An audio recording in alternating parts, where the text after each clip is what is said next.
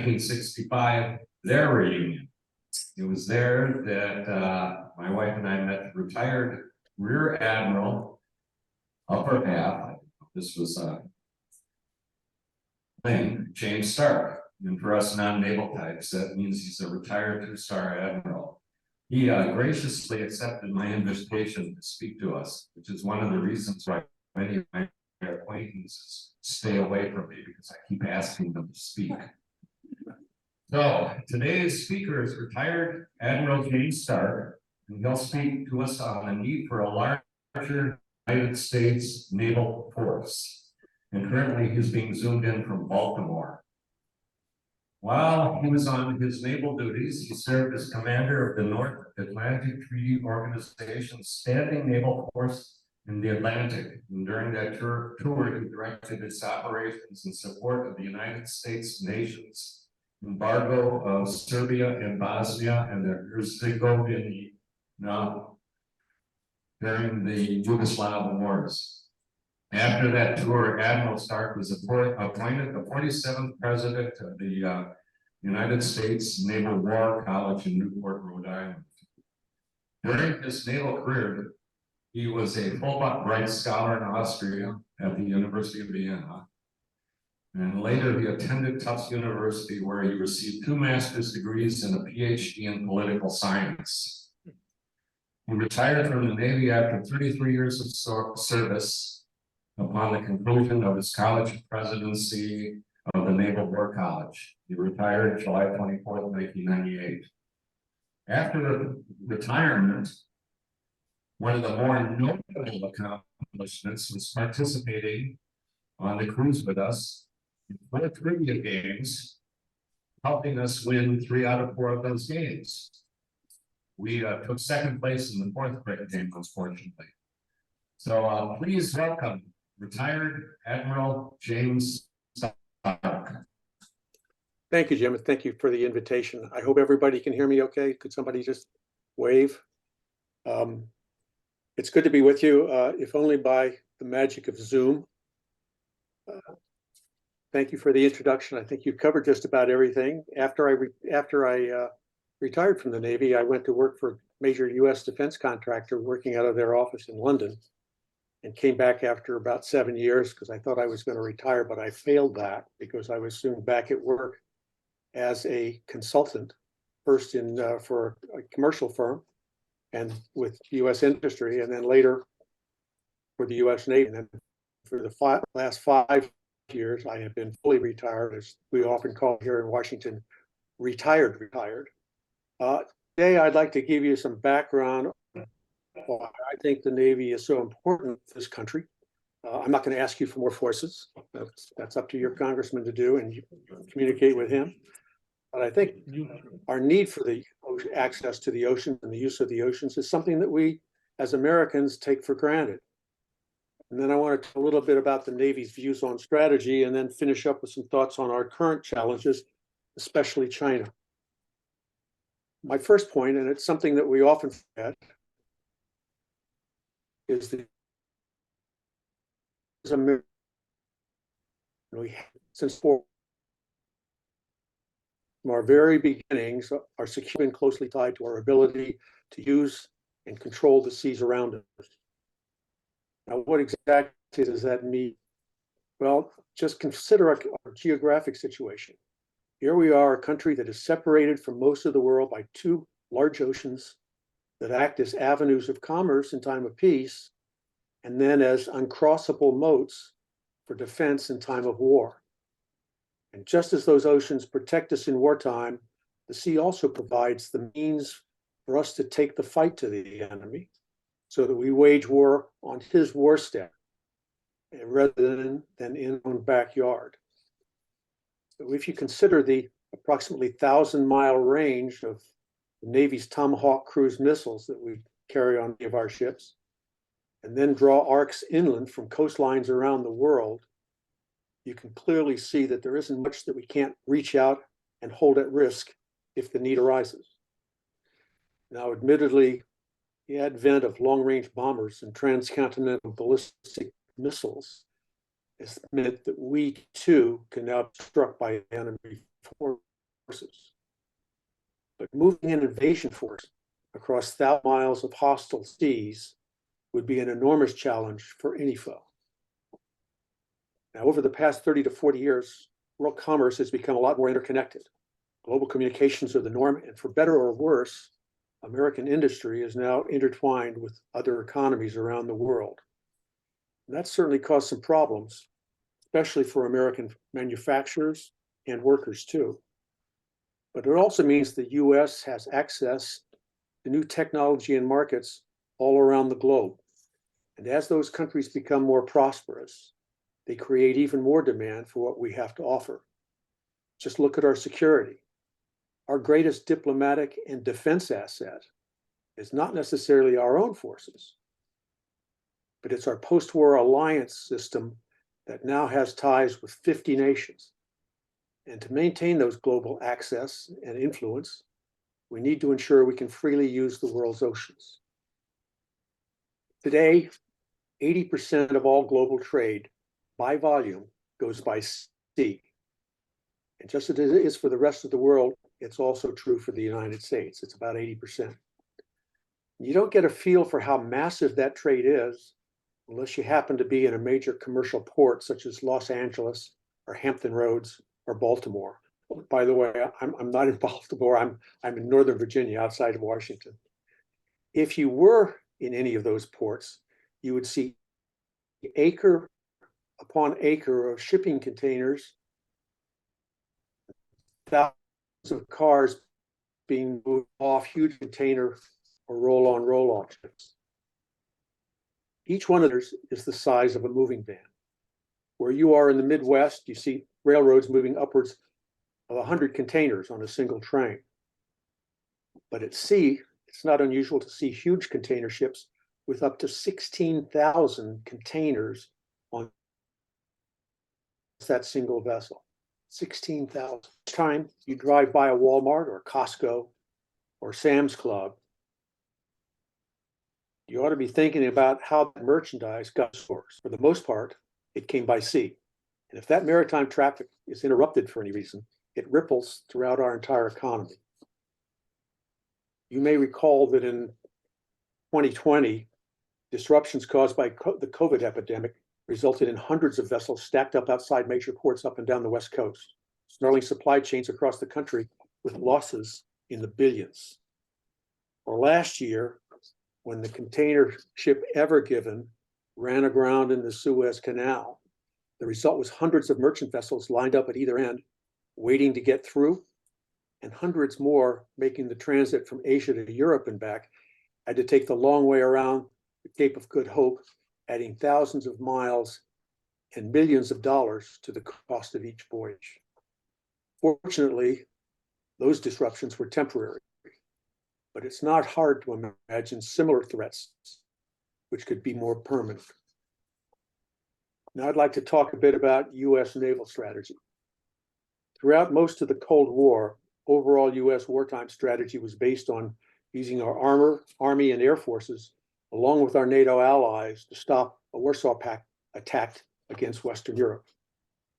The Navy's role was to establish an anti-submarine warfare barrier across the Greenland, Iceland, United Kingdom gap, that is just south of the Norwegian Sea, using extensive minefields backed by submarines and anti-submarine aircraft, with our carrier forces and the rest of our surface ships south of that barrier, protecting resupply convoys to Europe. I don't say much about Asia, because in Asia, in a wartime under those old plans, we would be taking half the fleet there and moving it all the way around the Cape Horn, the southern tip of South America, and up into the Atlantic, taking it out of the fight for the first 30 days. It was not a very popular strategy within the Navy, and it forced us to take a very defensive position in the Pacific. But in the late 1970s, a major and somewhat controversial shift developed in the Navy's strategic thinking. New intelligence convinced us that the Soviet Navy was not planning to come out into the mid-Atlantic and Pacific to attack our convoys and try to destroy our naval forces. Instead, the Soviets had moved to a defensive strategy they would keep most of their Navy back to protect the homeland. The nature of that intelligence, I won't go into now because we don't have time, but if you want to, we can get into it in the Q&A. It's a very interesting story. But essentially, what we saw then with this new information was that all of our key naval targets were concentrated in just a couple of areas, making them easier to attack. And we used that opportunity to adopt a more offensive strategy. A key element of the new plan was to use our Navy to strike Russian forces in the Soviet Far East. The ultimate goal was to create concern within the Soviet leadership that China, seeing an opportunity, might see Russian weakness as an opportunity to seize pieces of Siberia. We wanted to convince Soviet leaders to hold their Siberian army divisions in place and not shift them to reinforce the Warsaw Pact armies that were attacking NATO in Europe. The full strategy was much more detailed than I've given and laid out broadly how every operational commander would use his forces. What made the strategy so useful was that it clearly described what each major element of our naval forces would be doing at successive stages of conflict, and then explain how those operational employments and requirements drove requirements for specific numbers and types of ships. So it linked the strategy with an ultimate force structure, something that, by the way, is missing today. The Russians were aware of this new strategy on our part, at least in general terms, and we made sure that they knew. And it worried them, as it was supposed to. They could see us practicing for it in our peacetime exercises and testing it in our war. What they didn't realize was that this too was part of the strategy, something we call perception management and cost imposition. Part of the rationale for the new strategy was to force the Russians to reallocate assets to more defensive tasks, which were less threatening to us and imposed high financial costs on them. And we wanted them to have doubts about their ability to defend their own flanks and for them to worry about the possible threat from China. By the way, this same employment of perception management and cost imposition was an essential part of President Reagan's Star Wars program, which was under discussion at the same time. And in the end, that's exactly what happened. By the late 1980s, the Soviet Union had spent itself into near bankruptcy and was unable to continue. But in 1989, that Cold War strategy changed as the war itself went away. With it came more changes to US strategy. Unfortunately, none of the successive strategies were as cohesive or as convincing as the 1980s maritime strategy I just described. The threat was less focused, while the so-called peace dividend, if you remember, brought large force reductions for all the services. Just as an example, today's Navy is only half the size it was in 1989. The US no longer faced an imminent threat against NATO, and in the Far East, China was still concentrating on modernizing its army, leaving its Navy in a very secondary position. It was pretty still outmoded. Small wars and counterterrorism became the primary areas of attention for it. The result for the Navy was the de-emphasis of sea control on the high seas and a much greater focus on power projection, that is, striking enemy forces ashore from just off the coasts. And the reason we did that, in large part, was because we could. No one had the ability to contest our control of the seas, whether it was out in the middle of the ocean or off an enemy coast. So from 1990, with Saddam Hussein's invasion of Kuwait until our recent withdrawal from Kabul, US military operations were laser focused on Iraq and Afghanistan. The result was that most of our attention was on the land campaign, with only a peripheral maritime component. The Navy's involvement was still substantial, but it wasn't central. We still operated around the world, but in the two prime areas of actual combat, our role was to support our ground forces. There was little use for our blue water fleet, except for the carrier airstrikes, which were quite important. And that made perfect sense to me at the time, it still does today. But looking back to the 90s, I think that both the Navy and all of the Department of Defense became so comfortable in this new unipolar world that we expected it to last. We concentrated too much on the current situation and seemed to assume in our long-range planning that the world would stay essentially the same. But if we had really looked out 20 to 30 years into the future, we should have seen that Russia would eventually recover from the chaos that followed the Soviet collapse, and that China's rapid economic growth could lead to increased military investment and expanded ambitions on the global stage. And that meant a growing threat, especially in Asia. And that brings me to China, today's elephant in the room. China views itself as a dynamic, growing power, in contrast to the US, which it views as a tired, declining state.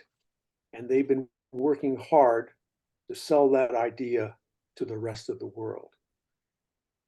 Now, an ascending state passing by a declining state is not a new situation. We've seen it described all the way from the works of Thucydides and the Peloponnesian Wars up through the 19th century and into the 20th century. What normally is the case when that happens is quite often those forces go to war. It's a very unstable political situation, and it takes a lot of work to try and manage that. We go back to my initial remarks about the importance of geography on military strategy. It's easy to look at a map of Asia and see that it's essentially a maritime theater. There's general agreement, and I hope you concur, that we don't want to get tied down with a major land war in Asia. Our role is around the periphery, and that means primarily naval and air operations, with ground forces being in a supporting role, not the center of attention, but still critical. In China, we're now faced with a peer competitor with serious regional and global ambition. For the first 10 to 15 years of this century, our government didn't seem to be aware of the wide-ranging campaign by China to undercut US security. We're seen almost as individual elements in different areas of culture, economy, economics, security, but nobody tied them together. The encouraging thing is that in the past decade, there's been a growing recognition within the US that we have some serious threats from China that require us to strengthen our position across the board, not just military, but diplomatic, political, legal, technical, and commercial. Until around 2005, China's overall strategy adhered to the guidance of former party chairman Deng Xiaoping to quote, hide and bide. By hide, he meant downplaying the rapid economic progress that came with China's embrace of capitalism and its entry into the World Trade Organization, the WTO, which enabled it to steadily improve its military forces, especially the PLA Navy and Air Force, which were now getting much more emphasis. The second part of that slogan meant that China should be patient, biding its time, underplaying its capabilities and ambitions until it achieved overwhelming industrial and military superiority. But again, over time, that advice was no longer heeded. Under Xi Jinping, China has made no secret of its intent to change whichever aspects of the international system it finds inconvenient. It has bullied its neighbors, threatened severe penalties if it's somehow displeased, and made exorbitant territorial claims around its periphery, backed by military incursions. But in a sense, China's new aggressiveness has helped us. I think China showed its fangs a bit too early. As a result, many of its Asian neighbors regard China with suspicion and indeed fear. Its commercial projects in the third world, many of which were initiated more for self-serving political and mercantilist reasons than for real investment, have generated resentment and pushback in poorer countries that now realize they're being taken advantage of. As I look at the comparison of the US position in Asia versus that of China, I see a very mixed picture. China's Navy, though not quite as technically advanced as ours, has made remarkable progress in the last few decades. Their maritime industrial base, supported by the largest merchant shipbuilding industry in the world, many times more than that of the United States, has produced a steady stream of new warships. And the price of those warships is much cheaper than ours because China's massive commercial shipbuilding base is so strong and ours is so weak. Today, China currently has 3 aircraft carriers and is building a 4th, with a 5th in the planning stage. We expect the Chinese Navy to have 400 ships by 2025 and a total of 440 ships by 2030, including 5 carriers and 10 nuclear-powered ballistic missile submarines. US Navy, on the other hand, has just under 300 ships today and hopes to attain around 330 ships by 2040. China's armed forces have built up a formidable capability aimed at denying us the ability to operate within the first island chain to assist any of our key allies in the region. If you're not aware, the first island chain stretches from the Kuril Islands off Siberia through the Japanese home islands, through the Ryukyu group of islands, which is Okinawa is part of, to Taiwan and down to the Philippines, over to Borneo and along the Indonesian archipelago, and then over to Vietnam. To be able to keep us out, China has a modern, capable reconnaissance and targeting system made up of surveillance satellites and aircraft, over-the-horizon radars, electronic intelligence systems, and scores of bases on the Chinese mainland, along with more new bases in the South China Sea. This is coupled with a very impressive long-range strike force made up of land-based missiles and aircraft, also armed with missiles that can hit moving ships far out on the ocean. These are augmented by submarines, missile destroyers, and frigates, thousands of land-based aircraft, and tens of thousands of mines. China has the ability to bring overwhelming power to bear off its coasts and over 1,000 miles out to sea, that is outside the first island chain and into the mid-Pacific. In facing this threat, the US Navy has several basic problems. First, the Navy has historically failed to achieve its declared shipbuilding goals. That is, within our fiscal year defense plan, which goes for 6 years, we look at and always planned for expanding the fleet in the budget. But the big increases always seem to come at the last 5 to 6 years at the end of the budget period. And each year, those shipbuilding targets seem to move out just beyond our reach. So you never get there. It's always flat, and the next year it stays flat with the increases coming just beyond your ability to get there. Second, we've seen costs and delivery slip of our warships. So it's costing us more and more to buy fewer and fewer warships that take longer and longer to deliver. Hardly a recipe for success. Third problem is one that I call competing operational requirements. Nearly all of China's Navy is concentrated along its coast and in the nearby waters. The US Navy, on the other hand, has worldwide commitments, with ships scattered across the Atlantic, the Mediterranean, Middle East, the West Coast, and the Far East. Now, of all of those ships, around half are in the, and half of those are really in the West Coast. That means that in a fast-moving crisis where we don't have to surge additional forces into the region, our 7th Fleet, the one that operates out of Japan, will be outnumbered at least 5 to 1. And it doesn't matter how much better than another ship or another destroyer yours is, if they have a lot more, you're in deep trouble. As we say in the Navy, quantity has a quality of its own. As bad as that picture may seem, though, there are still a couple of bright points.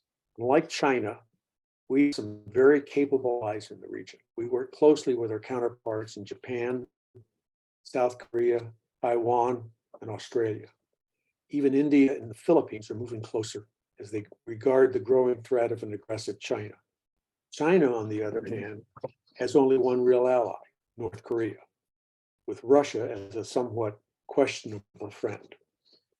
Another important consideration in our fate is that the Chinese military has no combat experience, and even their Navy has only just recently begun distant deployments far from Chinese waters. Last time China's army fought a major battle was in 1979, when they tried to invade into northern Vietnam and got their noses really bloody.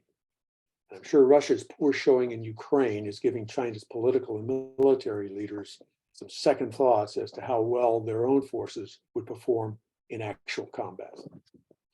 I'm sure you'd all like to hear that the US still has a winning advantage over China. And I would love to tell you just that, but I can't. The truth is that, at least in my opinion, the outcome is too close to call. The US is working hard to come up with technical and tactical solutions to overcome China's new capabilities. Now, I'm out of the military now and no longer a government consultant, so I'm no longer current on all the classified programs and tactics we'd use to fight our way into the South China Sea or the Taiwan Strait and survive. My impression is that it would be very difficult at this point. In the event of a conflict, I suspect that we would rely primarily on our nuclear submarines going into those dangerous waters off China's coast and sinking their major naval vessels, while our carriers and surface warships would remain outside the first island chain until the threat is somewhat reduced. Much as I hate to say it, if we had to aid Taiwan today in defending against a Chinese invasion, it would be a very hard and costly campaign. It's a fight we really don't want to have.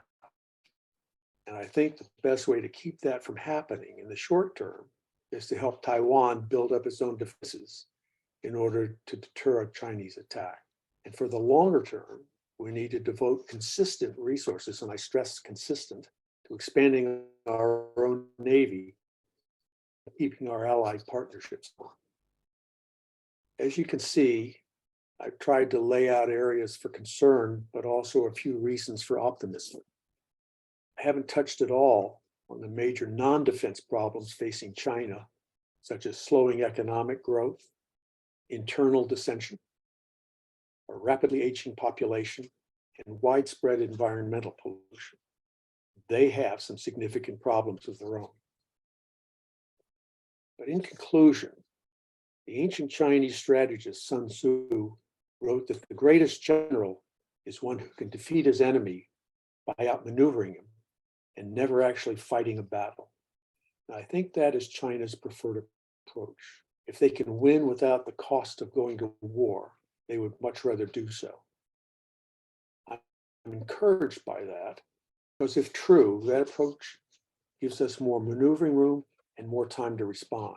And I'm hopeful that with some smart leadership and decision making on our part, always a questionable assumption sometimes, that we can avoid outright war.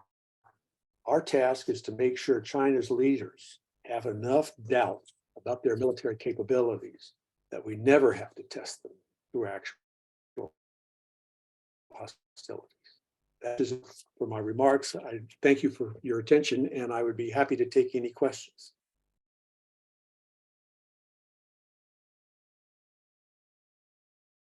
However, I can't hear you.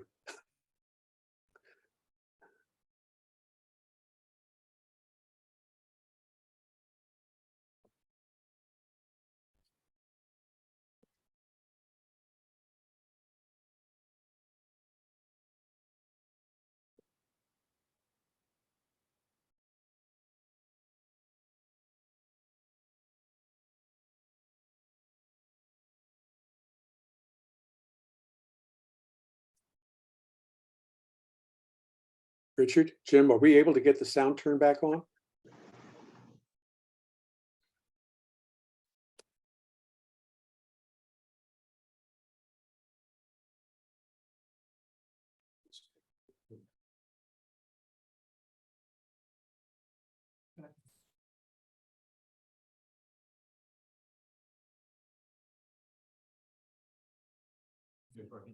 Yeah. Testing. Right. Okay, I can hear you now. Admiral Stark, can you hear me now? Yes, I can. Okay, can you turn the volume?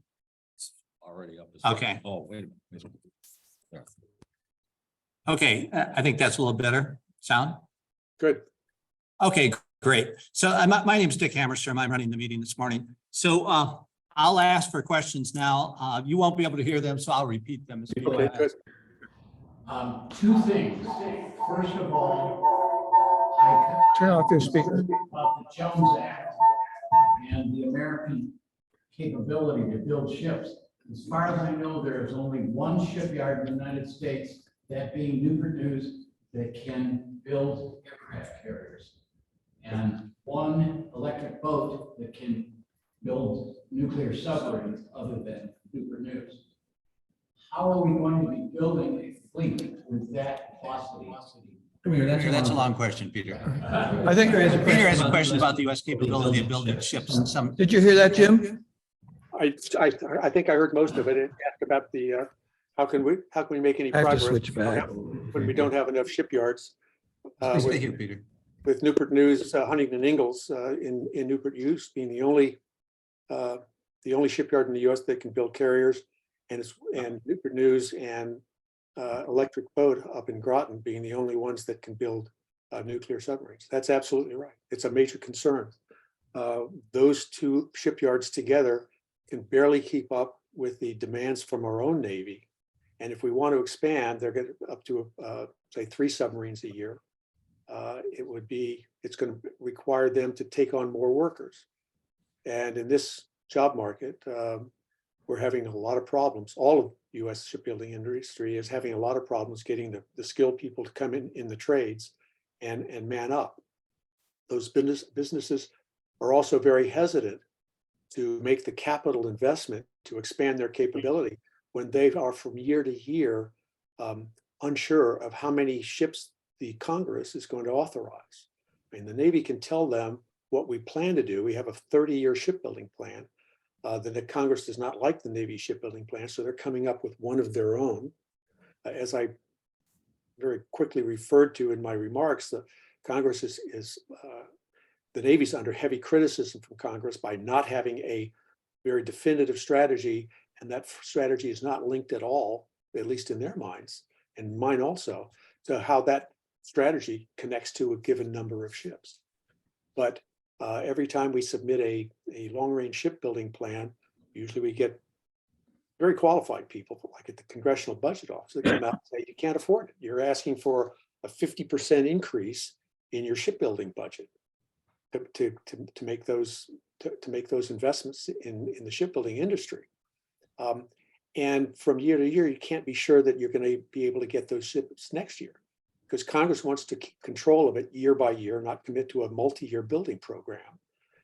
The fact that we don't have a multi-year building program is enormously costly for us. It can sometimes increase the cost of a ship by 50%. So we are where Congress allows us to be. But as of right now, we need to have a much larger and stronger shipbuilding industry. It's over consolidated, frankly. Yeah. Okay, thank you. Other questions? Phil? No, that's all right. He'll repeat it. He'll repeat it. Go ahead. During the years of service, did you have any involvement with Admiral Zumwalt, the legislative alliance, CNO, the history of the United States Navy? If you did, tell me about involvement. Did you hear that, James? There's a lot of there was a lot of reverberation. Okay. The question was whether you had any involvement during your career with Admiral Zumwalt and your thoughts about that. Maybe I've got too much volume or something, but even you had a lot of reverberation. Could you just say that again? I'll chat it to him. Yes. The question, Whether during your career you had any Admiral Zumwalt, and if so, what involvement or thoughts about it? Did I have any Zumwalt? Yes. Yeah. Any contact? I didn't hear that word. involvement Involvement with with that. Admiral Zumwalt. Let me just make an assumption and talk about Admiral Zumwalt. He came in the late 60s or about 1970. Had a lot of new ideas. I think a lot of them were good ideas. While he was a very rapidly promoted officer, very bright officer. The mistake that he made was he issued scores of messages that he called to all of the Navy that he called Z-grams, and they were supposed to go to every single sailor. And what he did in the process was he skipped the whole chain of command, and he was dictating very detailed things about how ships should be run. So in the process, he alienated certainly the senior officers and many of the younger officers and many of the older enlisted and more senior enlisted ranks. And so there was a lot of pushback there. I think that it's hard to tell. And he also looked the part as a very young sort of with it guy. He wore bell-bottom trousers, uniform trousers. His hair was really long over his ears. It's kind of hard to tell a sailor to get a haircut when he shows you a picture of the CNO and says, well, what about him? I think that some things that he brought in, as I said, were excellent. When I got to the Pentagon for the first time in 1975, we were still, I worked in an office that he had set up called the Division of Systems Analysis.